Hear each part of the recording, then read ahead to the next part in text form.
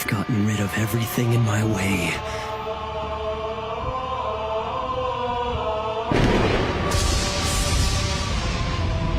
I am the god of the new world. And we're back. How's everyone doing today? We're gonna talk about one of my favorite series of all time. I talk about this series a lot despite how old it is, and it is called Death Note. You can hear the intro audio playing in the background of the screen. It's amazing. One of the best OSTs in my opinion when it comes to any soundtracks for anime. But anywho, maybe that's just my bias, but good thing I brought up the music of the series, because the music plays a huge role into how the storytelling is told. The OSTs in the background kind of tell you what's going to happen, or like the mood in the moment, if that makes sense. Anywho, guys, the reason why I love the series so much is because it's just how the story is told. Death Note is one of those series where it has very, very few imperfections. And this even applies for after episode 25. And we'll get to that in a minute, because I think people overhate on Nier and the fact that, like, in the entirety of, what happens after episode 25 as a whole, but I can understand their point of view. But that would be a whole nother section. I know the entire point of this video is to talk about why Nier kind of got overhated, but I need to talk about one key thing before anything else you talk about in the video. Light really would have won after episode 25 if it wasn't for the fact that he loved his father. He could have killed the entire task force.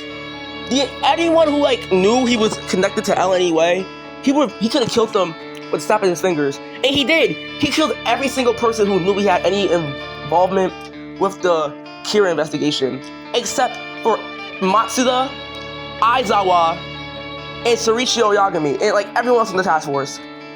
I don't know why he didn't kill them. It was so dumb. But at the same time, I understand it, because that is his father.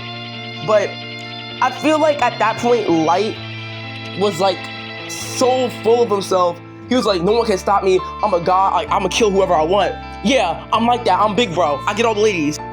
But I feel like despite Light, proclaiming he'll kill anyone who gets in his way, he kind of fumbled with the fact that, I feel like if his father wasn't on the task force, he would have killed everyone there. Best believe it.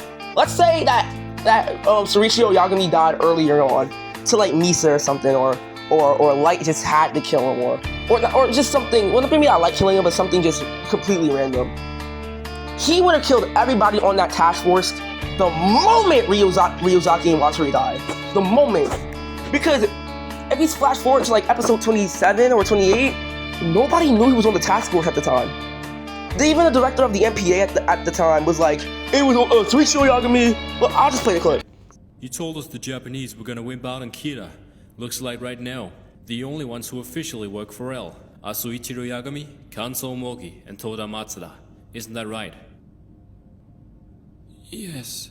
There was also Ukita, but he was killed by Kira. Right. Yeah, nobody knew he was working with the MPA. And I feel like Light's involvement with the MPA after Ryuzaki's death kind of led to the downfall of Mello and Nier catching on to the fact that, wait, Kira could be L, or the new L, whatever. And this, Kira's probably in the MPA, which is probably how he got the information to kill the director later in the episode. Okay, just realized we're nearly 5 minutes into the video so far, and we're not even talking about the main points I want to express. So let's start talking about why Nier got overhated on, and the hate was really unnecessary. Nier exposing Teru Mikami in the manga and the anime are really, really two different things. In the anime, it's more rushed, and it's kind of you don't get to see or hear Nier's deductive reasoning. Because usually when characters in Death Note are making a conclusion, they have that long internal monologue. During the cafe scene with Light and L, when they had their first confrontation, one of their first confrontations. But anywho, basically in the manga, you get to hear, you know, why L thinks Teru Mikami is Kira. But, and so people think that, you know, oh, in the anime, Nier was just doing was just, you know, pulling all the stuff out of his butt, you know. There was no reason for it. You know, the plot's just on his side, his plot armor. Oh my god, Light should have won, Light should have won, Light should have won. And it's like, bro, do you have the, like, competence to understand what the anime was trying to do with that scene? The entire scene itself wasn't even bad. It was just people are way too quick to judge, to the point where they're not understanding what the anime studio was trying to do with this. So like, I'll just play the clip on screen so it can explain itself.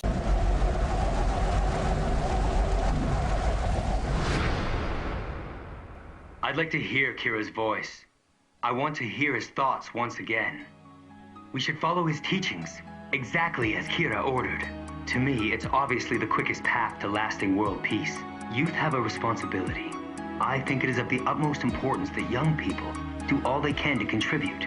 It's our duty to improve our society. If there are no words or orders from Kira, then we have only one choice. We need to think for ourselves. We need to consider what Kira has taught us, determine what he wants most, and make our own decisions from there. El Kira is Light Yagami.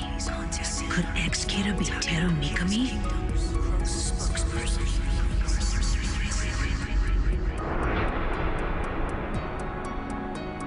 Everything seems to fit into place.